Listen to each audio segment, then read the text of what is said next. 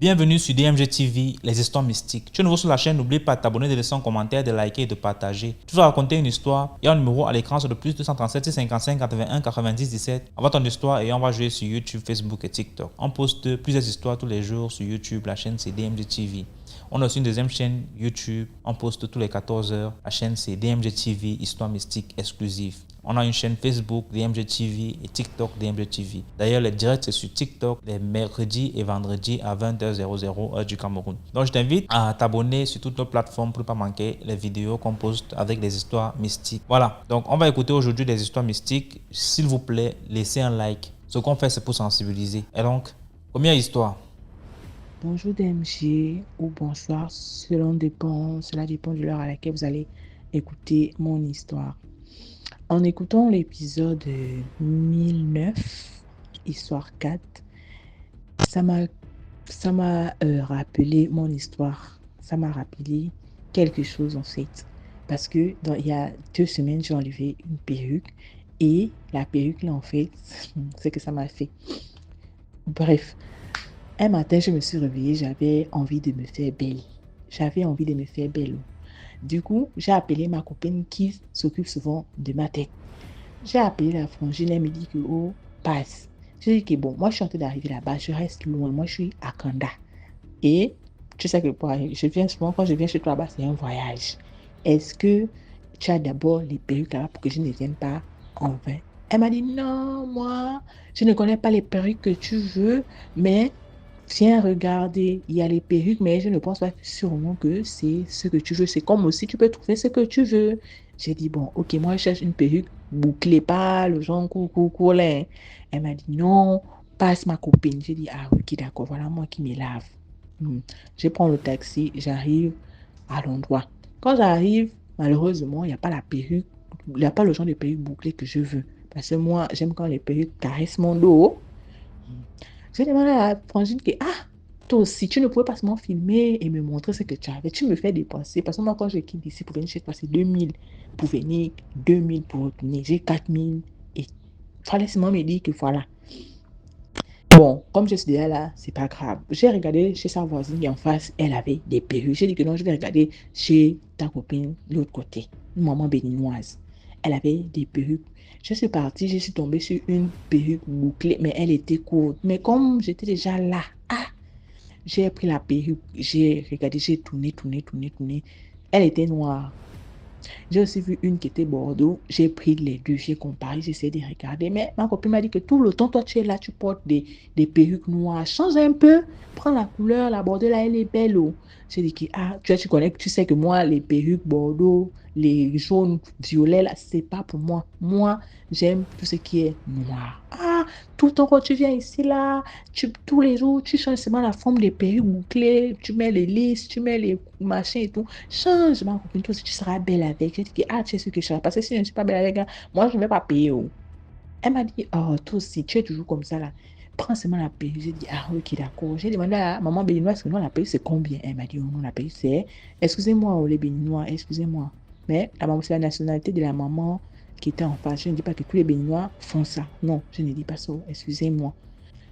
Mais j'ai juste dit que c'est une maman béninoise qui était en face de chez ma copine. Du coup, c'est elle qui m'a vendu la perruque. J'ai pris la perruque chez la maman. Elle m'a dit non, c'est 35 000. J'ai dit, ah, c'est dans mon budget. J'ai payé la perruque à 35 000. Je suis venue m'asseoir.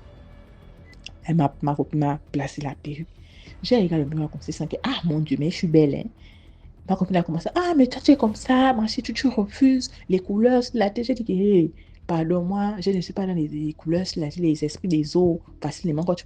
Hum, Bref, elle m'a dit, non, tu as vu comment tu es belle. J'ai dit, merci beaucoup, ma copine, vraiment, merci. Je suis partie à la maison. J'ai regardé la perruque est magnifique, vraiment, les boucles, là, c'était vraiment joli. La couleur, là, ça ressortait mon visage, comme je suis aussi belle, là, je suis d'abord belle. Donc, là, je suis encore devenue bien belle, même encore. Oh, ha, j'ai regardé, je sens que oui, à ça, je ne sais même pas ce qui me prend souvent aussi tout le temps de porter, qui est le noir. Voilà, moi, maintenant, 2 jours à la maison, des douleurs, du mal de tête. Moi, je me dis que c'est naturel. J'appelle mon gars pour dire que bébé, s'il te plaît, achète-moi des bex là-bas parce que c'est ce que moi j'utilise quand j'ai mal à la tête. Moi, je ne suis pas maladie vraiment pour que je puisse tomber malade. C'est très rare, c'est compliqué. vraiment compliqué. C'est que moi, ma grand-mère m'a fait quand j'étais petite, je ne sais pas. Ce qui fait que moi, pour que j'ai même la grippe, c'est compliqué. Donc, j'ai dit que prends-moi Ibex, ça va, c'est peut-être parce que j'ai trop marché. Il m'a amené l'Ibex. Voilà, moi qui bois l'Ibex. Ah, il est venu en soirée, il me donne l'Ibex. J'ai bu deux. Ça veut essayer de se calmer, mais ça ne se calme pas. Mais ça me rappelle tout le temps que madame, tu as mal à la tête. Tu as quelque chose à la tête. Tu as mal à la tête. Tu as quelque chose à la tête. Non seulement la perruque, là, ça pesait. C'est comme si ça pesait. En fait, c'était un peu lourd. Parce que normalement, les perruques, quand je porte ça, je ne sens même pas que j'ai quelque chose sur la tête. Mais là, seulement, je sentais que j'avais la perruque. Une perruque, même pas taille 10, hein. Hmm? Taille 10. Vraiment, ça me faisait vraiment sentir que j'ai quelque chose sur la tête. Hormis ça, j'avais encore mal à la tête. Troisièmement, ça me faisait gratter d'une manière là. Oh, ça ne peut pas. Normalement, quand moi, avant de mettre la pellicule, je lave d'abord bien ma tête. Moi, je souffre des pellicules, donc je lave d'abord bien là. Donc, si ma tête commence à gratter, c'est peut-être une semaine après que j'ai porté la pellicule, mais 2 jours, j'ai fait un peu de laver ma tête. Donc, c'était ça. Je prends l'Ibex là-bas, ça diminue un peu, mais il y a encore une petite douleur qui te rappelle que non, dans quelques minutes ou dans quelques heures, tu auras encore mal. En fait, ça me rappelle, c'était juste un rappel. Non seulement la tête pesait, je dis, ça c'est encore qui a fait. J'espère que c'est pas les histoires de DMG, hein. Voilà moi qui m'allonge le lendemain. Je dors, même au milieu de la nuit, je me réveille. Je sens que la perruque, là, a beau arranger, une petite perruque comme ça, là, c'est pas genre le genre que non, tu as mis un long tissage, tu vas tirer, tu vas bien vouloir faire le chignon. Ça semble que je suis encore allée ramasser Allons avec l'angoine. Bon, Allons, c'est moi-même. Moi avec l'angoine. Voilà, moi, j'allais trouver ce que DMG, on raconte souvent là-bas. Je me réveille le matin, je prends encore de l'Ibex, rien. Ça gratte, la perruque pèse sur ma tête. Je gratte. Tenez-vous bien, je gratte comme ça. Dès que j'enlève le doigt à la partie que j'ai grattée là, ça brûle. Ça brûle. C'est comme si j'ai enlevé, quand j'enlève la main, j'enlève le doigt avec toute la peau en fait. Ça me rappelle que ça me fait toujours comme si j'ai la blessure. Et à chaque instant, je devais avoir les doigts sur la tête. Je gratte ici, là, ça chauffe. Quand j'enlève, là, je gratte ici, ça chauffe. Donc, toute la tête chauffait déjà. Imaginez-vous. Par exemple, les filles, quand on vous met le produit, là, quand ça chauffe déjà, là, c'était comme ça. Quand je gratte seulement ici, ça chauffe. Je gratte un peu ici, ça chauffe. J'ai dit, mon Dieu, ça c'est encore quoi? J'ai essayé de faire 3, 4 jours avec la perruque. J'ai dit non, j'enlève d'abord la perruque, là, parce que il se peut aussi que ce sont les histoires là. Et c'est bizarre. Le jour-là, moi, quand je mets la perruque, je fais la bonne petite prière sur la perruque. Je trempe dans le sang de Jésus. Mais le jour-là, j'avais seulement pris la perruque, j'ai épousé, j'ai oublié de prier. J'ai carrément oublié de prier. Donc, j'ai pris la perruque. J'ai dit que non, je vais d'abord enlever. Moi-même, j'ai des produits ici. Si ce n'est pas ça, je vais remettre la perruque. J'ai pris la perruque, j'ai enlevé. Je me suis allongée toute la nuit jusqu'au lendemain. Je n'ai pas eu mal à la tête.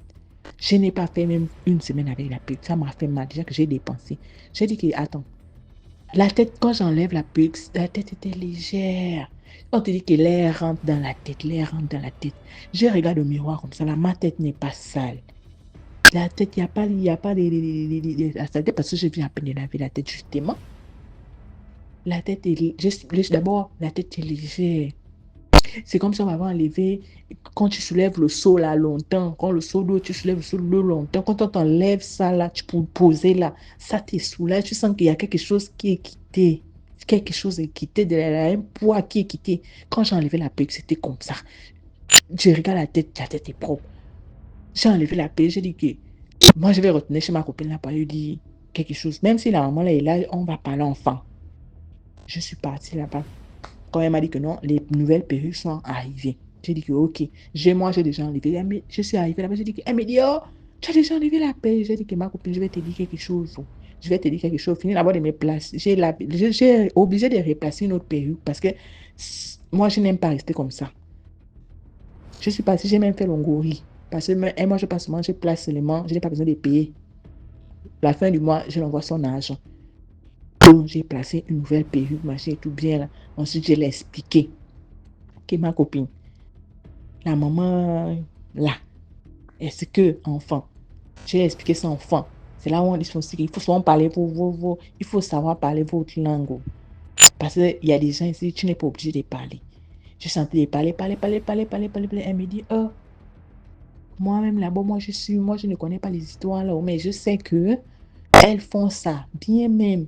Parce que moi, je suis la seule Gabonaise qui suis parmi les étrangers. Donc, moi, je sais qu'elles font ça, mais avec moi, elles ne font pas ça. Moi, j'ai pris, je suis une chrétienne et tout le reste. Là, je dis que, oh, il ne faut plus envoyer tes clientes là-bas. Parce que franchement, c'est que moi, j'ai vécu là. Je n'ai jamais eu ça. Tes perruques, là, tu me mets des perruques depuis combien de temps? Je ne me suis jamais plaint. Mais tes perruques, là, c'est bien, c'est tranquille. Mais ce que j'ai eu là, je n'ai même pas fait une semaine. Tu sais que moi, je fais 2 semaines avec la perruque. Toi-même, tu as crié quand je suis arrivée là, que j'ai enlevé. Je lui ai dit ça. J'ai bien pas. J'ai dit que non. Même tes clients qui viennent, qui vont que, ah, la maman, la machin et tout. Tu dis que, ah, si toi-même tu veux aller là-bas, il faut partir. Mais toi-même, il ne faut pas envoyer les gens là-bas. Et la maman, la maman, parfois la nuit me trouve là-bas. Donc, quand elle ferme, c'est genre un rideau. C'est un grand drap et elle couvre seulement de sa marchandise. Mais les petites, elles ont les trucs rouges, les fils rouges, machin et tout, parce qu'il n'y a pas la porte. Il y a genre les fils rouges sur le drap, là, genre pour montrer que moi, j'ai fait des choses bizarres. La personne qui va seulement mettre la main pour prendre ma marchandise, lui-même là-bas. Donc, elle a les trucs rouges sur le drap, machin et tout. Le genre que même si tu as envie de rentrer pour voler, est-ce que tu peux même d'abord? Tu vois les trucs attachés, rouge, maman. Donc, c'est un peu ça. Vraiment, les perruques qu'on achète là, ce ne sont pas des perruques simples. Encore que parfois, ça peut être simple, mais la personne qui vend la perruque là n'est pas forcément simple. La personne qui vend la perruque là n'est pas forcément simple. Les perruques qui dorment dans les magasins, machin, tout le matin, on ne sait pas, la nuit, on ne sait pas si la personne revient faire les incantations sur la perruque là pour attirer la clientèle, je ne sais pas. Parce que moi, franchement, ce que j'ai eu là, moi, je n'ai jamais eu ça. Donc, quand vous achetez vos perruques là, vous priez d'abord sur la perruque. Et il faut acheter vos perruques chez les gens que vous savez que vous avez l'habitude d'acheter les perruques. C'est pas que lundi, tu as acheté la perruque en ligne chez Aude. Mardi, tu peux encore acheter chez Vanessa. Samedi, tu peux encore acheter. Non, il faut avoir une seule personne. Une seule personne qui doit vous toucher la tête. Une seule personne doit vous toucher la tête. Une seule personne. Donc, c'est ce que je voulais raconter, que moi-même aussi, j'ai eu ça. Faites attention, les filles. Vraiment, faites attention. Peut-être que moi, j'ai sous-estimé. Ou bien parce que moi, j'ai un esprit fort. Ou parce que mon père est prêtre. Moi, j'ai un esprit fort. Voilà pourquoi il y a sûrement rien ne s'est produit. Ou bien peut-être quelque chose va même se produire. Je ne sais pas. Parce que ça fait pas longtemps. Ça fait pas longtemps que j'ai enlevé la perruque. Donc, faites attention, les filles. Bisous. Merci beaucoup pour l'histoire. Maintenant, on passe à la deuxième histoire. Bonsoir à tous et salutations au grand concept DNG. Nous sommes très contents de vous ainsi que le ciel au regard de votre concept et de votre plateforme interplanétaire qui éduque, qui renseigne, qui délivre de la naïveté et des puissances des ténèbres. Nous sommes tous sans ignorer que l'ennemi utilise l'ignorance des hommes contre eux-mêmes. L'ignorance est un grand désastre et l'ennemi veut maintenir les gens dans l'ignorance. C'est pourquoi l'ennemi livre la guerre aux enseignants et à ceux qui font des recherches dans le domaine de la connaissance et surtout dans le domaine de ceux qui dénoncent et DMG en est un. Que l'Éternel protège ce concept. Je vais vous conter l'histoire d'un athlète ou un coureur qui voulait gagner la course à chaque fois. Alors ce coureur a pris la peine de se rendre chez un herboriste qui lui a demandé d'apporter un serpent vivant. Il a donc dit à l'herboriste que lui il avait peur des serpents et qu'il ne pouvait pas en apporter un. Alors il a déposé l'argent chez l'herboriste pour pouvoir obtenir le serpent. L'herboriste a donc fait son travail. Et à chaque fois que cet athlète participait à une course, lorsqu'il jetait un coup d'œil derrière lui, il voyait un serpent courir derrière lui. Et en tentant donc de fuir le serpent, il gagnait la course à chaque fois. Donc le serpent était sa raison de motivation. Voilà alors qu'après un certain temps, cet athlète va se retirer de prosélytisme et il va oublier le serpent. C'est ainsi qu'à un certain moment dans sa vie, il a commencé à sentir quelque chose qui grimpait de sa colonne vertébrale jusqu'à sa tête. Alors là, il se souvint qu'il avait fait un travail avec le serpent. Et le serpent passait tout le temps à bouger dans son corps et a commencé à créer des troubles. On a transporté ce dernier à l'hôpital et on ne pouvait absolument rien faire. Et ce dernier a commencé alors à délirer. L'esprit de la folie s'est emparé de lui à chaque fois que le serpent montait à la tête, jusqu'au jour où il s'est rendu dans un lieu de prière. Lorsqu'on a prié, je vous assure, DMG, le serpent est sorti de sa bouche et est tombé au sol. Et c'est depuis ce jour qu'il a eu sa délivrance. Je voudrais m'arrêter ici pour dire aux uns et aux autres, lorsque vous partez chercher des charmes, des fétiches et autres pour exercer une activité, posez-vous toujours la question, quand cette activité va s'arrêter ou quand je vais m'arrêter, que va devenir le fétiche que j'ai emprunté? C'est toujours la prunelle de l'œil de Dieu qui vous aime tant. À la proxima bes. Merci beaucoup pour l'histoire. Maintenant, on passe à la troisième histoire. Commentez, likez, partagez. Bonsoir DMG, comment vous allez plutôt, la famille DMG. Là, je laisse ce message depuis la Côte d'Ivoire. Je vis ici depuis l'âge de 2 ans. Et je suis dans l'esthétique, je suis un coiffeur.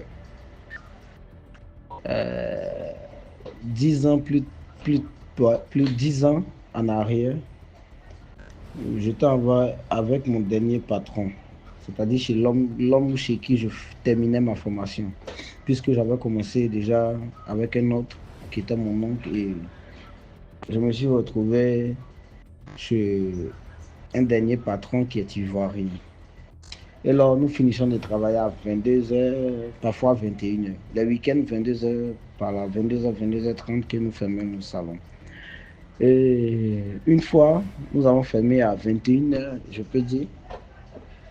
Moi, je ne suis pas directement rentré à la maison. Je ne suis même pas allé me laver. J'ai tourné chez tous mes potes.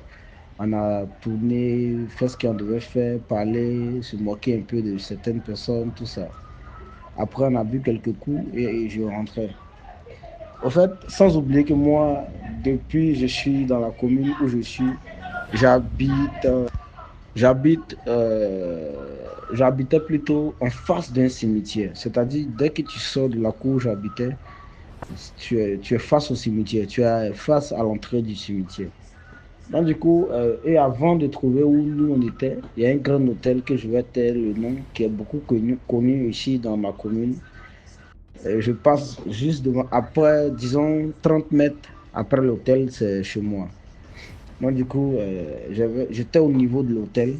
Et quand j'ai levé la tête, déjà je voyais devant ma cour. Il y avait une lumière, je voyais devant la cour. J'ai vu une jeune dame hyper magnifique. Elle est très très magnifique. C'est-à-dire, elle est tellement belle que je n'ai jamais pensé que moi-même, même si j'avais bu, je pouvais l'adresser la parole. Mais je l'ai vu comment elle entrait dans le cimetière. C'est comme si elle venait de notre cour et elle entrait dans le cimetière. Bon, après, j'ai fait pratiquement 12 ans dans ce quartier-là, donc j'ai trop vu certaines choses. J'ai tellement vu certaines choses. J'aurai le temps de vous expliquer d'autres histoires plus tard.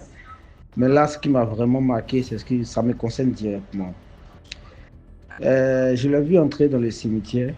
Et là, du coup, lorsque je l'ai vu, bon, je me suis dit, c'est comme d'habitude, hein, il y a des gens qui entrent ici aux c'est-à-dire même, parfois même, quand on est encore là, ils n'ont même pas honte. Et là, bon, tout à coup, j'étais en train de manipuler mon téléphone, la lumière du téléphone me tapait, frappait dans les yeux. Je soulève la tête pour juste voir un instant ce qui est en face, pour juste voir ce qui est devant moi, pour pas que je jette un caillou ou peut-être que je tombe. Je vois la fille devant moi. Tout d'un coup, j'ai eu froid de la tête. Ça a commencé de ma tête, de mes cheveux jusqu'à mes orteils. J'ai eu froid un coup. J'ai tellement eu froid DMG que, franchement dit,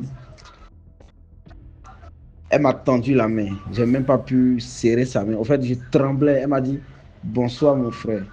Pour même sortir, je bégayais en même temps. Bonsoir. Elle m'a demandé est-ce que vous connaissez le quartier qu'on appelle quartier Yakuba? Moi, j'ai fait plus de 12. Je venais à peine de faire 12 ans dans ce quartier-là. Mais je n'ai jamais entendu quartier Yakuba. Jamais de la vie. Je lui ai dit honnêtement, je ne vois pas de quoi vous parlez. Ce quartier-là n'existe pas ici. N'existe pas ici. Elle dit non, si ça existe, c'est pas loin. Le Mdiké, qu'elle est quittée ailleurs. Il y a une commune qu'on appelle Yopougon. Ceux qui connaissent Côte d'Ivoire, Yopougon, c'est la commune de la joie, au fait. Qui c'est de là-bas, elle vient.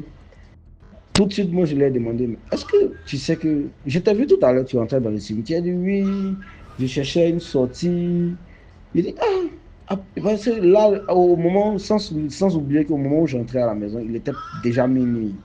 Il venait d'être minuit quand nous avons fait cette rencontre. Il a dit, bon, là, on fait comment? Puisque tu dis, tu es venu voir ta soeur, ça passe pas, son numéro ne passe pas, on fait comment? Et je lui ai proposé d'abord, donne-moi le numéro de ta soeur, moi-même, je vais essayer de mon téléphone. Elle m'a dit, même si j'appelle avec n'importe quel téléphone, ça ne va jamais passer. Il dit, d'accord, il n'y a pas de souci. Donc, elle m'a dit, mais tout de suite, elle m'a dit, mais ta maman dort avec tes frères tout seul, non? Bon, sous le champ, j'avais pas cette idée-là de pousser mon esprit jusqu'à comment elle sait que ma maman dort? Parce qu'au moment où j'ai vécu cette expérience, effectivement, ma maman dormait avec mes frères. C'est moi seul qui avait une chambre un peu éloignée de la maison. Vous connaissez un peu les cours communes où il y a plus de 12 à 15 portes là. Il y a les indépendants, souvent on donne au plus grand, lui qui commence à voir clair. Donc, du coup, c'est là que moi j'étais. Je lui ai dit, effectivement, ma maman dort avec mes frères, mais à cette heure-là, je ne peux même pas taper la porte de ma maman. Selon elle-même, je suis couché, je dors. Donc, si je tape sa porte, c'est compliqué. Elle m'a dit, bon, ok, c'est pas grave, mais comme moi je dors seul là, au fait, il n'y avait même pas, c'est comme si quelque chose avait détourné mes esprits. Elle m'a dit encore, comme tu dors seul. Je lui ai dit, oui, c'est vrai, je dors seul, mais moi je dors avec, souvent il y a un frère qui dort avec moi. Et deux garçons, toi une femme couchée au milieu de deux garçons, tu sais qu'on peut te toucher. Elle dit non, toucher n'est pas le problème. Même si on la touche, qu'on n'a pas fait du mal, c'est pas un problème. Si c'est pour la toucher là, elle là, ça la gêne même pas de quelque chose. Tout de suite, je lui ai dit ok. Donc j'ai fait appel c'est un ami dont je vais tel le nom aussi. Ses parents sont beaucoup chrétiens. Son papa même, je peux dire, adjoint au pasteur de leur église. Donc, du coup, le monsieur prie beaucoup avec ses enfants. Mais son fils, là, il est aussi comme moi, il fait des bêtises. Hein. Au moment où les parents dorment, là, lui, il sort et puis parfois, il vient dormir avec moi dans la chambre. Là. Donc, il s'apprêtait à prendre son bain. Je lui ai proposé, voici la rencontre que j'ai faite tout à l'heure. J'ai rencontré une dame ne sait même pas où aller de passer cette nuit. Moi, je lui ai proposé de passer la nuit avec moi. Elle m'a dit, ça gêne pas. Je lui ai même dit, je dors avec toi. Elle m'a dit, ça gêne pas. Donc, du coup, lui aussi, sur le chien, il a comme ça lappé ses lèvres. Il était vraiment content. On allait faire un truc à deux, là. Vous voyez un peu de quoi je parle. Et il a des petites sœurs qui vont à l'école, bien sûr. Mais tellement elles se lèvent très tôt le matin pour pouvoir aller à l'école, faire les petits besoins et autres. Elles font la vaisselle la nuit. Puisque c'est une cour commune, la vaisselle se fait au milieu de la cour. Elles font la vaisselle la nuit.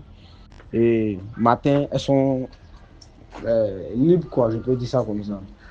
Donc, du coup, la plus petite est en train de faire la vaisselle. La plus petite faisait la vaisselle et moi j'ai installé la fille, j'ai fait sortir un banc, elle donnait d'eau au cimetière. Le temps d'arranger la chambre, tout, je lui ai dit de s'asseoir là. Mon gars va arranger la chambre, je la tenais compagnie. On causait, on échangeait, je lui ai demandé, mais elle n'a pas peur, une fille seule, rentrer dans le cimetière. Elle dit non, que ce genre de choses-là ne lui font pas peur. Tout ça. Donc on parlait, elle est claire, pas hyper claire, mais claire, légèrement claire de nature. Elle était vêtue en tout noir, avec un sac à main noir. Elle n'était pas beaucoup bavarde. C'est-à-dire, quand tu parles, elle te répond oui, ok, d'accord, bien sûr, ça s'arrête là. Elle donne pas trop. Moi, du coup, j'étais déjà excité. Le fait de rentrer vite en chambre. Notre petite soeur là, qui est la petite soeur de mon ami à moi, qui est aussi ma petite soeur, elle a fini de faire la vaisselle, elle venait verser l'eau de la vaisselle dehors. On verse ça juste devant la cour.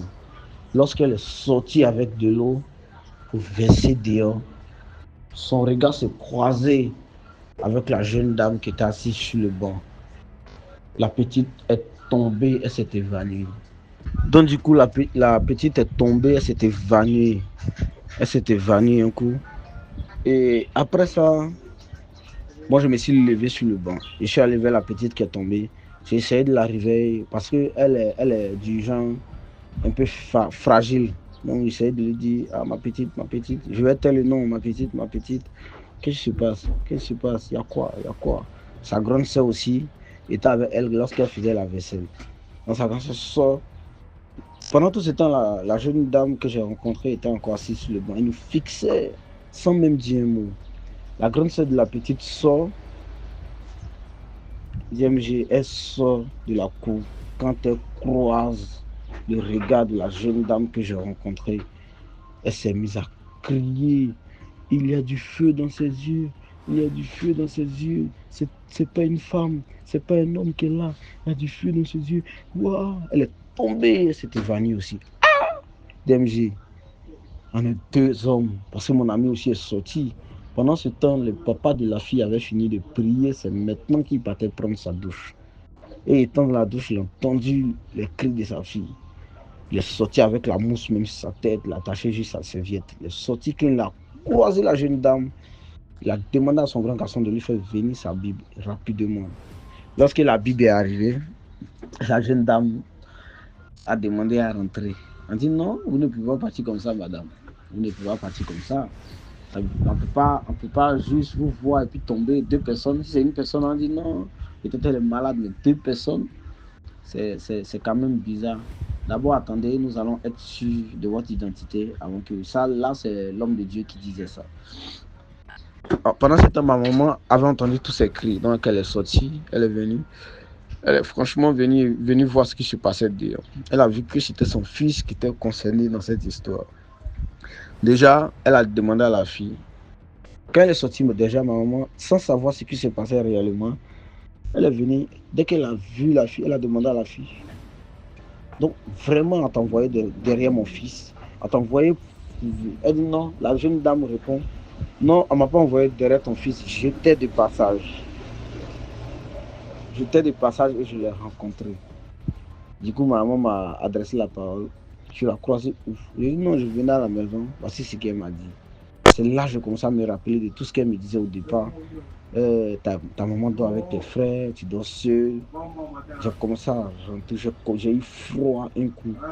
Je n'arrivais même plus à parler. Donc, à l'intérieur de moi, j'ai dit merde, j'allais faire quoi comme ça? Cette personne-là n'est pas un être humain. C'est là que je commençais à me rendre compte. Et du coup, elle voulait se lever pour, je peux dire, fuir, partir. Elle a bloqué. Elle dit bon, comme tu dis que ta soeur n'est pas joignable, nous, on va t'héberger dans un hôtel. Dans un motel. Bon, un motel, c'est un peu un truc à bas prix. Et puis, il était presque 2 heures. Tu sais, tout ça allait se passer. Il était presque 2 heures. Presque 2 heures. Presque 2 heures du matin. Nous sommes allés dans cet hôtel-là. C'est moi-même qui ai payé, au fait. On a négocié avec le gérant de l'hôtel. Il a dit ça faisait, puisqu'il était déjà 2 heures, elle devait libérer à 10 heures, donc il va nous prendre 5 000 francs CFA. J'ai négocié, je lui ai proposé 4 000 francs CFA, il a accepté. Il a dormi, mais moi j'ai pas pu dormir. Vraiment. J'ai même dormi dans la maison de l'homme de Dieu. Le lendemain, très tôt, l'homme de Dieu m'a réveillé, environ de 5 heures. 5 heures déjà, il m'a réveillé. Et nous sommes allés dans le motel où elle a passé la nuit. C'est là que j'ai mis fin à toute histoire de rencontre de femmes, sorti en désordre. Depuis cette histoire, quand nous sommes arrivés, la chambre où la fille avait passé la nuit était fermée, scellée. C'est-à-dire, à l'intérieur, elle avait fermé avec la clé.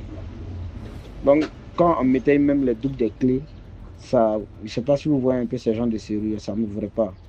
Donc, le gérant, il est costaud, un vieux costaud. Il a bousculé la porte. C'est des portes un peu faibles. Donc, c'est ouvert. Et lorsque nous sommes entrés, le lit est intact. Il n'y a pas eu comme si quelqu'un a passé la nuit ici. C'est là le monsieur, le gérant de l'hôtel. C'est bon. Le gérant de l'hôtel m'a dit honnêtement que la fille n'était pas là pour moi. Elle était juste de passage. Mais elle allait me laisser des séquelles qui allaient me rendre fou. Que quand nous sommes venus avec la fille, et lorsqu'elle est rentrée dans la chambre, il sentait une odeur de moisissure, de pourriture sur la fille. Comme si c'était quelqu'un qui avait déjà décomposé. Au fait, c'était juste un esprit qui sortait pour aller faire ce qu'il y avait à faire de son côté, mais qui a rencontré quelqu'un qui aimait beaucoup les femmes. Cette histoire-là, je l'explique parce que jusqu'à aujourd'hui, ça m'a vraiment marqué. Vraiment marqué. Et je donne ce conseil à tous mes frères. Tout ce qui est facile qui concerne la femme, faites très attention. Très attention. Il y a d'autres histoires que je vais partager, que j'ai vécues. Je ne suis pas vraiment trop âgé, j'ai que 31 ans. Mais de l'âge de 14 ans jusqu'à aujourd'hui, je me suis vraiment habitué aux femmes, c'est-à-dire au sexe. J'étais tellement accro à ça. Mais après ces genres d'expériences que je vais partager avec vous, DMG, je sais que beaucoup de personnes vont se méfier. Il y a beaucoup de jeunes qui ont ma vie, qui ont la facilité d'avoir des femmes. Ça, je ne sais pas si c'est un don, si c'est une grâce, si c'est des djinns que mon père a fait ou même ma mère a fait, je ne sais pas. Mais ce que je sais, c'est que j'ai une facilité d'avoir des femmes. Jusqu'à aujourd'hui, c'est moi-même qui ai décidé d'arrêter. Mais jusqu'à aujourd'hui, même quand je vais à l'église, si je vais dans une communauté où j'ai été invité, la première des choses qui me localise, c'est l'attirance des jeunes dames. Ah, ça va, tu es beau, rends-toi à Christ. Bon, bref, c'est juste l'histoire que je voulais vous partager. Faites attention, mes frères, faisons vraiment attention. Merci DMG, bonne journée à vous. Merci beaucoup pour l'histoire. Maintenant, on passe à la 4e histoire. Salut la famille, salut DMG, salut à tout le monde. Cette histoire que je vais vous raconter m'a été racontée par ma grande soeur, ma propre grande soeur à moi. Alors, c'est quoi l'histoire? Ma soeur, elle avait une copine calme. Elle était une fille timide, elle parlait pas beaucoup et tout. Voilà, la fille fait la connaissance d'un monsieur, un grand monsieur posé, tout beau. En tout cas, il avait la position, le gars, il avait beaucoup d'argent. Elle a commencé à sortir avec le gars. Quelque temps après, le gars dit que non, moi je veux faire de toi ma femme, je veux que tu sois ma femme, qu'on puisse avoir des enfants et tout. En tout cas, je veux vraiment rencontrer ta famille. La fille qui dit, ah, tu veux rencontrer ma famille, il n'y a pas de problème. Mais il y a une chose seulement chez le gars là aimait les seins comme un nouveau-né. Il aimait les seins comme un nouveau-né. Donc, vraiment, c'était quelque chose pour lui. La fille se disait que oui, bon, c'est tout à fait normal, vous voyez. Voilà, les garçons aiment, voilà, et tout. C'est un truc qu'elle n'a pas trouvé ça bizarre. Donc, c'était comme ça pendant le copinage. Ça se passait comme ça avec le gars. Le gars est venu épouser la fille. Il a doté la fille. La dot était waouh. Tout s'est bien passé. La fille est allée au mariage. Chaque fois, ça se passait bien. La fille est tombée enceinte. Lorsque la fille tombe enceinte, le gars qui dit que non, tu sais, quand tu vas accoucher, le bébé ne prendra pas les seins. Je vais acheter les laits pour le bébé. Les seins, c'est pour moi. L'enfant doit prendre les biberons. La femme dit quoi? Comment ça, les seins, c'est pour toi? Mais oui, tu sais, moi j'aime les seins, moi j'aime téter, c'est mon fantasme et tout. Donc, pendant toute la période, tu vois, ça va pas aller. L'enfant doit prendre les biberons. Moi, les seins, c'est pour moi, les biberons, ça sera pour l'enfant. La femme se dit, ah, il plaisante ou quoi? Et elle l'a accouché. Le gars a strictement interdit à la fille d'allaiter le bébé. Donc, le bébé, c'est le lait. Et chaque soir, le gars là, lui, il prenait que les seins de sa femme. Il tétait vraiment comme un bébé. Il va téter jusqu'à heure. À heure, il s'est rassasié. C'était comme ça. L'enfant en train de grandir, jusqu'à la fille tombe encore enceinte pour son deuxième enfant. Même chose. La fille a commencé à trouver ça bizarre. Elle a commencé à checker, elle a commencé à trouver ça bizarre. Elle dit, ah, comment ça? Donc, quand son mari tête là, donc tu sens qu'elle a mal même au sein. Elle a même mal au sein. Tellement qu'elle commençait à trouver ça un peu bizarre. Donc, il y avait des heures. À deux fois, elle est en train de dormir, elle est dans un profond sommeil. Dès que l'heure arrive, le gars colle sa bouche là-bas et la femme ne peut même pas se lever. Elles se sont fatiguées, elles se sont inoptisées. Donc, en tout cas, elle ne va même pas arriver même à se réveiller jusqu'à ce que le gars va finir de téter. Elle est allée se plaindre chez sa maman qui dit que non, tu sais, il y a des hommes comme ça, toi, tu peux pas t'inquiéter de ça. Et te dit, ah, maman, non, moi, je trouve ça bizarre, comment ça? J'ai eu 2 enfants, mes 2 enfants n'ont pas tété. C'est pas parce que non, il y avait un problème, c'est parce que le papa ne voulait pas. Et c'est lui qui tète les enfants, c'est le lait, les biberons. Non. Moi, je commence à trouver ça un peu bizarre. Sa maman dit que tu vas rester là-bas. Qu'est-ce que tu veux entendre par là? Qu'est-ce que tu veux en dire par là? C'est ton mari, non? Hein, c'est ce qu'il veut. S'il veut ça, c'est ce qu'il veut. Hein? Tu n'as qu'à laisser. Toi, tu sais pas que non, les hommes adorent les seins et tout. La femme, elle dit que ça, c'était pas vraiment ça. Tous les jours, c'était comme ça. Elle commençait à se fatiguer, quoi. En fait, elle commençait à se fatiguer. Elle en avait marre. Un jour, elle s'est réveillée. Elle est allée à l'église. À l'absence de son mari, elle est allée à l'église. Elle est allée voir le prêtre. Elle a expliqué le problème chez le prêtre. Elle dit que non, je suis en train de parler à ma maman. Ma maman ne veut rien savoir. Vraiment, moi, je trouve que c'est bizarre. Je ne peux pas accepter et tout. Donc, je commence à me fatiguer. Je ne supporte plus ça et tout. Le prêtre lui dit, il y a un problème, il y a un souci, mais ce n'est pas à moi de te le dire. Je vais te donner les prières que tu vas commencer à faire pendant 2 semaines. Après 2 semaines, reviens me voir. La femme, elle est rentrée à la maison. Elle commençait à faire ses prières. Elle commençait à faire ses prières quand son mari n'est pas là. Elle fait ses prières.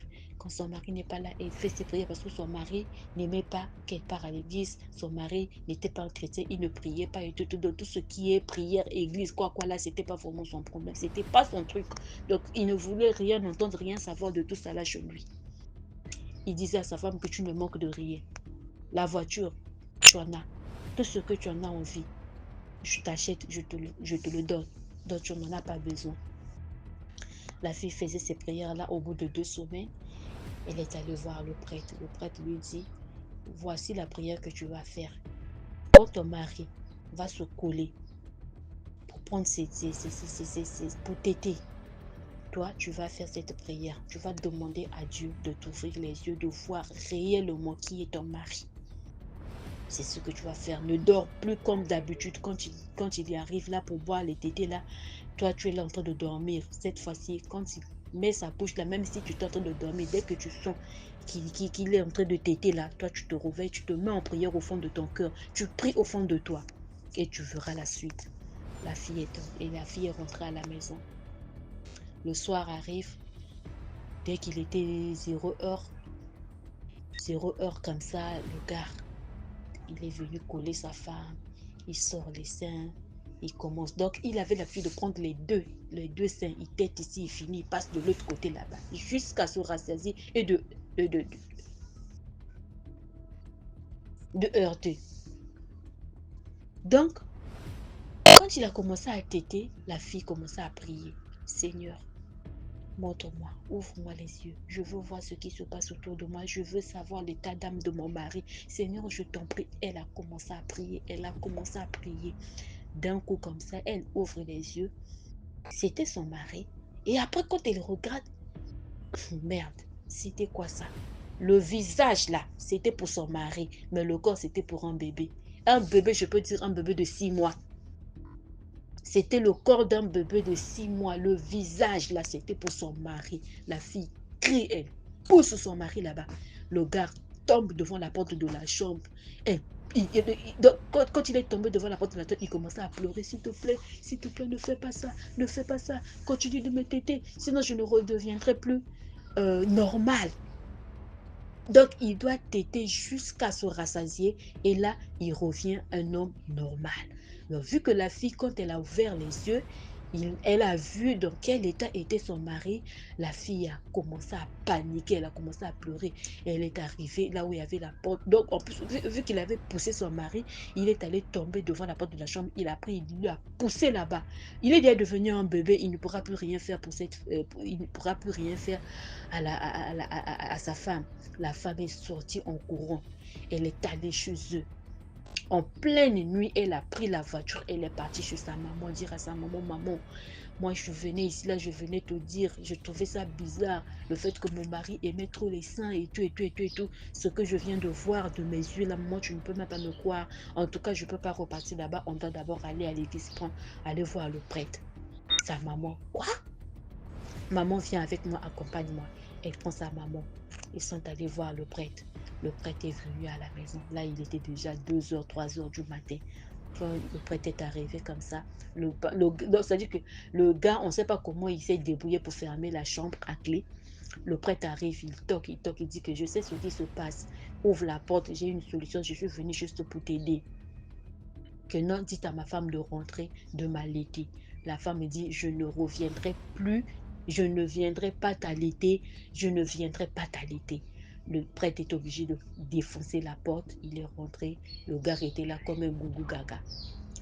Le visage là, c'était pour lui, un homme normal, mais le corps là, c'était pour un bébé de 6 mois. Le prêtre a fermé la porte à clé.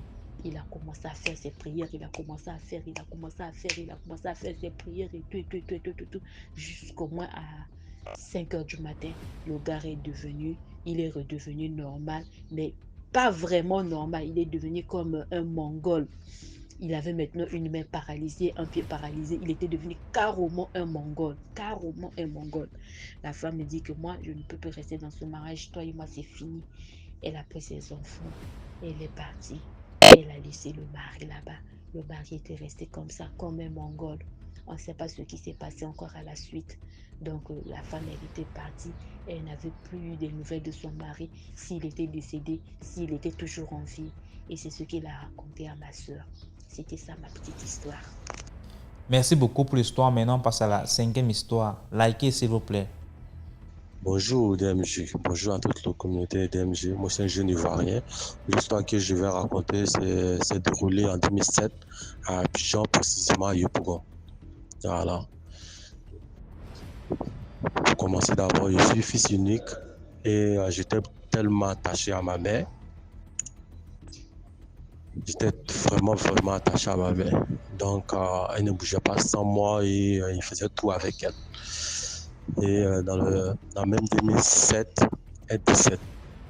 Elle décède devant moi, au salon, juste elle et moi, tu vois. Donc, cette scène m'a tellement marqué. Et après le sextec, après les funérailles, sa grand sœur est venue me chercher. Sa grand sœur, elle est de l'Ouest. Elle est à Amman, dans les 18 montagnes. Elle est venue me chercher pour qu'elle puisse continuer mes études. Et je suis allé à Amman. Étant là-bas, j'ai fait 12 ans. Après les 12 ans, je suis venu à Abidjan pour les vacances. Et donc, je suis allé chez mon père. Étant chez mon père, comme mon père, lui, il travaillait beaucoup, il ne s'était pas encore marié. Donc, j'étais seul à la maison. Donc mon père, souvent, il montait, il partait au travail à 20h, il descendait jusqu'au le matin. Souvent, même, il ne revenait pas. Donc, c'est pour cela, un jour comme ça, il y a l'une de mes tantes Elle était dans un autre quartier. Moi, j'étais à Yopougon, Maroc. Elle était à Yopougon, Port 2. Donc, elle m'a dit comme ça que si j'avais faim, parce que moi, j'avais, bon, mais 2007, 2 ans après, 2009, j'avais 10 ans comme ça. Donc, elle m'a dit que non, si j'avais faim, que je pouvais me rendre chez elle pour pouvoir manger. Et dit OK. Donc, un jour comme ça, mon père, il est allé au travail et il n'est pas descendu le matin. À midi aussi, je ne l'ai pas vu. J'avais tellement faim, donc j'ai décidé d'aller voir chez ma tante. Donc, j'y vais. Je vais trouver que non, sa porte est fermée. La porte de ma tante est fermée. Tout dessus, tout abasourdi, je me retourne. Tu vois, sur le chemin de retour maintenant, à la rentrée de notre quartier, il y avait un champ de manioc. Donc j'étais là comme ça et je marchais sur la route. Et il disait comme ça, si ma mère était là, j'allais pouvoir manger de la tiki, j'allais pouvoir manger du riz, tu vois. Il a commencé à dire comme ça, et si ma mère était là, c'est parce que ma mère n'est pas là, c'est pour cela j'ai faim comme ça, c'est pour cela, depuis hier, je n'ai pas encore mangé, tu vois. Et tout d'un coup, je vois un oiseau, un moineau devant moi, tu vois. À l'époque, je chassais vraiment les oiseaux. Oui, j'étais un grand chasseur d'oiseaux. Donc, il voit le moineau devant moi. C'était comme un oiseau ou bien un oiseau qui était malade. Donc, il n'a pas pris des cailloux. Il me s'est approché, genre, je vais l'attraper avec mes mains.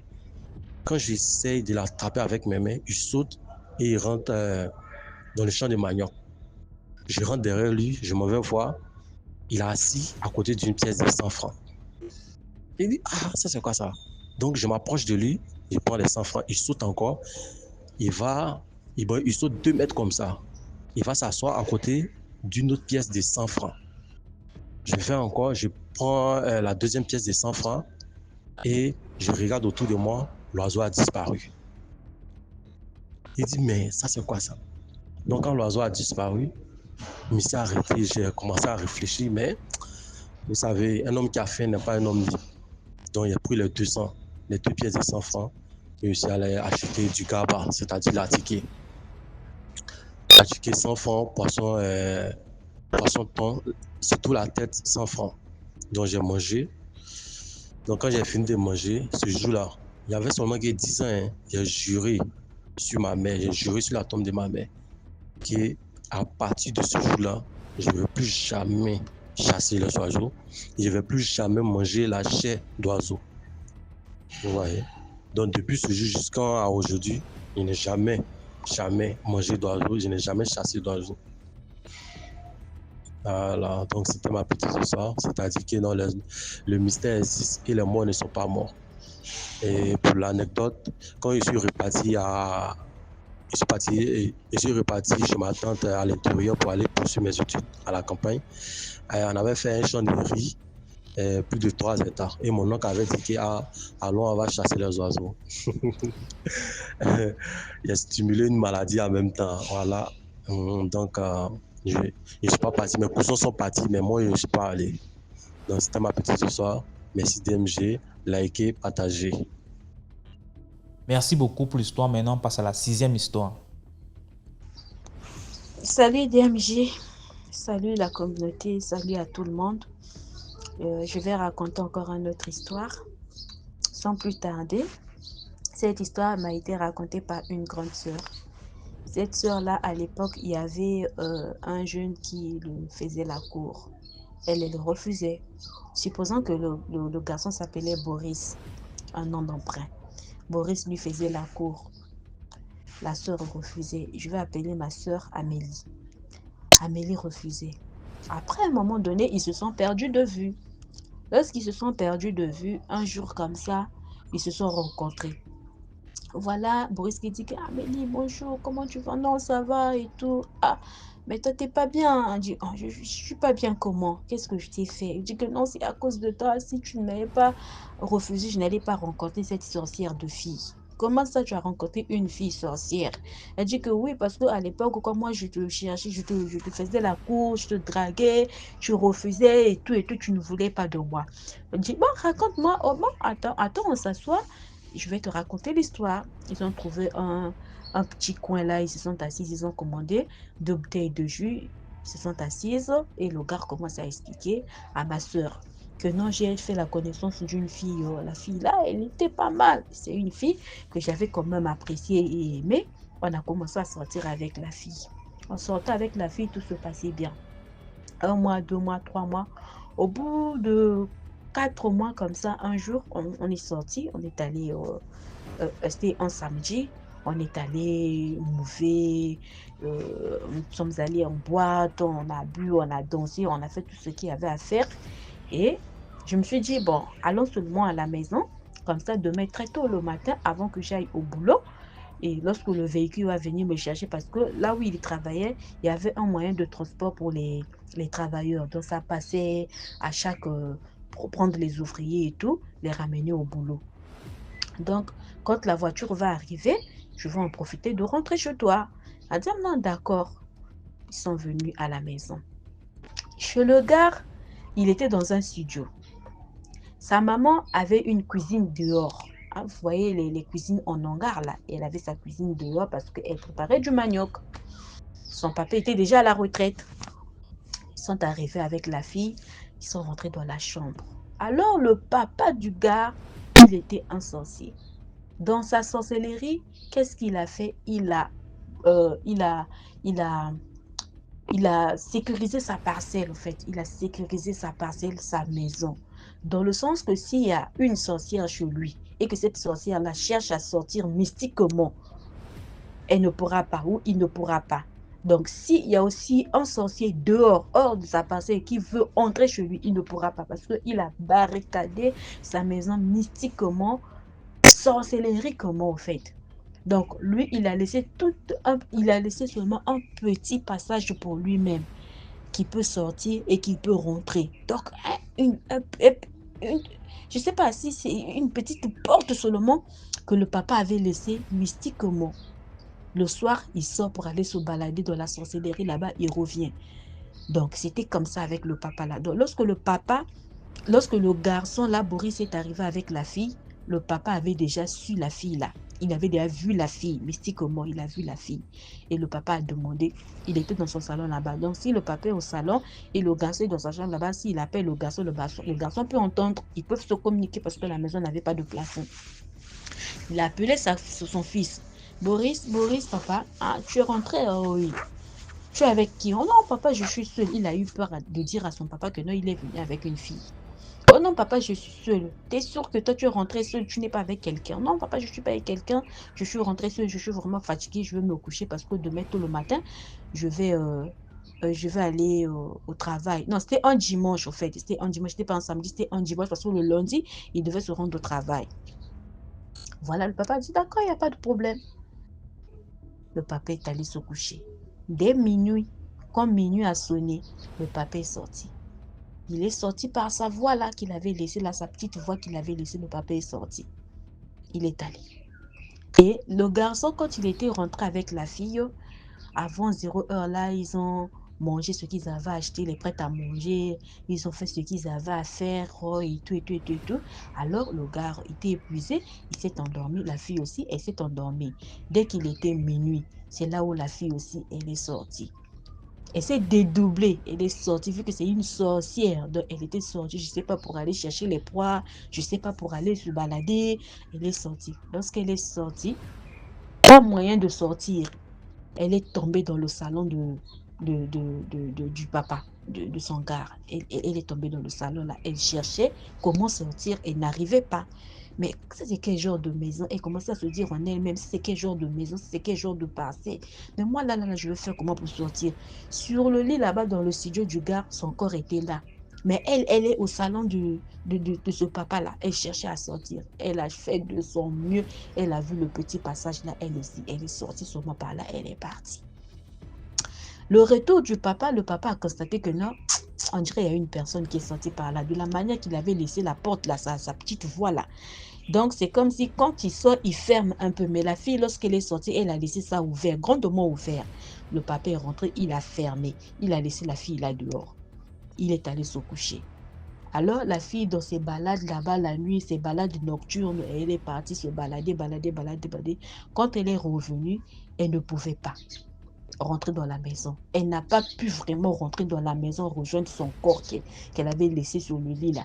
Elle est tombée dans la cuisine du dehors de la vieille, de la maman de son gars. Elle est tombée dans cette cuisine-là. À 5 heures du matin, le gars là s'est réveillé. La fille est toujours en train de dormir. Le gars est allé se laver. Il a fini de se laver. Il s'est brossé, il a fini, il s'est habillé et toute la fille ne faisait que dormir. Ah, mais c'est là aussi. Il appelle, la fille ne répond pas. Il appelle, la fille ne répond pas. Alors, son père, lorsqu'il est sorti, la voiture est arrivée, il sort, c'est son père qui était sur la véranda. Toi, tu vas où? Je ne sais pas comment ça, je vais où? Je vais au travail. Le véhicule est déjà arrivé, donc les autres m'attendent là-bas, je dois partir. Son père lui dit qu'aujourd'hui, tu ne travailles pas. Il dit, comment ça, papa? Hier, c'était un dimanche, on n'a pas travaillé. Je ne veux pas travailler aujourd'hui, comment, sans raison, comme ça et tout. Ça ne marche pas comme ça. Son papa lui dit que non, tu ne vas pas travailler aujourd'hui. Aujourd'hui, tu ne bouges pas. Elle dit, ah, dans ce cas, je dois aller demander la permission. Que toi, tu ne bouges pas d'ici, c'est moi qui vais aller demander la permission à ta place. Son papa arrive devant le véhicule, il dit que non, bonjour mes enfants, en tout cas, on a un problème familial aujourd'hui, votre collègue ne pourra pas se présenter aujourd'hui au travail et tout, donc, si vous pouvez passer le message à votre chef et tout, nous aussi, nous sommes que des collègues, ça serait mieux, toi, tu es son père, monte, on va aller avec toi, tu vas aller demander la permission. Peut-être que ça sera compréhensible et tout, et tout, et tout. Le papa qui dit d'accord. Le papa arrive, il se présente, il demande la permission et tout, il supplie les chefs et tout comme ça. Ils sont accordés pour une journée. Le papa revient à la maison, il faisait déjà 7 heures, 6 heures, 7 heures. Le gars, la fille ne se réveille toujours pas. Mais c'est là aussi ce qui est manière de dormir. Le papa lui dit, le fils vient dire à son père, mais papa, quel est le problème dans ce cas, vu que tu reviens déjà de demander la permission, explique-moi le pourquoi, parce que moi, je vais pas, je suis pas partie au travail. Il dit, reste tranquille, tout à l'heure, là, tu sauras le pourquoi, je t'ai dit de ne pas aller au travail. Le gars est resté là, comprenait pas, la fille aussi ne se réveillait pas, donc, vu que papa était déjà là, si la fille là devait se réveiller, comment il allait faire pour faire sortir la fille? Alors, la nuit, il a dit à son papa que non, il était seul. Donc, il était là, vraiment, il ne comprenait pas. Il faisait que bouder, il était vraiment en colère. Alors, la maman s'est réveillée, la maman a balayé la cour, la maman a fait ce qu'elle avait à faire. Elle est rentrée dans sa cuisine et dit, bon, qu'est-ce que je vais faire là? Que je commence par rouler du manioc ou bien que j'aille d'abord acheter les feuilles de manioc. Elle dit, bon, je vais d'abord acheter les feuilles de manioc à mon retour. Comme ça, je vais m'asseoir une bonne fois. Elle court vite au marché, elle achète les feuilles de manioc, elle revient. Elle sort maintenant la planche dont on fait les maniocs. Lorsqu'elle sort la planche, elle soulève la planche comme ça, là, elle voit une personne accroupie derrière la planche qu'elle faisait les maniocs, là. Elle crie, Seigneur Jésus. Elle sort en courant. Son fils qui dit, maman, qu'est-ce qu'il y a? Elle appelle son mari. Son mari lui dit, appelle ton fils. Va lui dire de voir qui est la personne. La maman appelle son fils arrive et regarde comme ça. C'est la fille qui était en train de dormir dans sa chambre là, qui était là accroupie, toute nue, sans les vêtements. Elle faisait qu'écarquiller les yeux à regarder. Elle regarde le garçon, elle regarde la maman. Son papa arrive et regarde la fille. Il dit, c'est qui? Le gars n'arrivait plus à parler, en fait. Le gars n'arrivait plus à parler. Il dit, c'est pas la fille que tu avais emmenée hier. Le gars regarde son père. Elle dit, tu as compris le pourquoi je t'ai dit de ne pas aller travailler? C'était à cause de ça. Alors va dans ta chambre, va voir si la fille là n'est pas là. Le gars arrive, ouvre la porte de la chambre. La fille est là, allongée, à la même position qu'elle s'était couchée hier. Le gars revient dans la cuisine, voit encore la fille était là en train de lui regarder. Le garçon a failli s'évanouir. Son papa a dit, vous voyez, moi je suis ton père. C'est moi qui t'ai mis au monde. Ce que j'ai fait avec ma parcelle, ma maison, personne ne peut rentrer, personne ne peut sortir. Mais la fille que tu avais emmenée là, c'est une sorcière, la fille là, elle sort la nuit. Regarde de toi-même, de tes propres yeux. La maman n'arrivait pas. La maman faisait que trembler. La maman ne faisait que trembler. La maman avait peur. Une peur donc que vous ne pouvez même pas imaginer. Le papa dit, bon, on va fermer la porte de la chambre. On va attendre jusqu'à 12 heures. Elle va revenir. Tu l'as bougé? Non. Tu l'as changé de position? Non, parce que si tu l'as changé de position, elle ne reviendra plus. Elle va mourir. Donc si tu ne l'as pas changé de position, dès qu'il fera 12 heures juste, son esprit là va rejoindre son corps et va se réveiller. Là, le garçon a fermé la porte jusqu'à 12 heures. Donc, ils ont fermé la porte de la cuisine, ils ont fermé et il a fermé aussi sa chambre, son studio. À 12 heures, la fille a rejoint son corps. Le garçon a entendu seulement les bruits dans la maison. Le papa a dit, va ouvrir la porte. Le fils est venu ouvrir la porte. C'était la fille. Ah, tu n'es pas parti au travail? Non, je ne suis plus parti au boulot. Ah, ok. Mais moi, je vais rentrer. J'ai dit, d'accord, il n'y a pas de problème. Habille-toi, je vais t'accompagner. La fille s'est habillée. Ils sont sortis avec le gars. Le garçon, quand ils sont arrivés en cours de route, là, le gars dit, tu vois, tel que je suis en train de partir là, va une bonne fois. Oublie-moi dans ta vie. Oublie mon numéro. Ne m'appelle plus jamais. Ne croise plus jamais mon chemin. Ne reviens plus jamais, oublie l'adresse de chez moi, ne reviens plus jamais, je ne veux plus jamais te revoir dans ma vie. La fille, elle est seulement partie. Elle n'a rien dit, elle est partie. Quelque temps après, le gars croise la fille au marché de Fonchichi. Le gars là a failli disparaître. Il a commencé à faire semblant d'acheter même les légumes qui étaient là, juste pour qu'il ne croise pas le regard de la fille. Lorsque la fille est passée, il a respiré. Les mamans qui vendaient ont dit que mon fils, il y a encore, non, maman, il n'y a rien. Donc voilà ce qui m'est arrivé. Tout ça là, c'est à cause de toi. Ça, c'est le gars qui dit chez ma soeur. Tout ça là, c'est à cause de toi. Si tu m'avais accepté à l'époque, je n'allais pas croiser le chemin de cette fille sorcière là. Tu as vu ce qui m'est arrivé.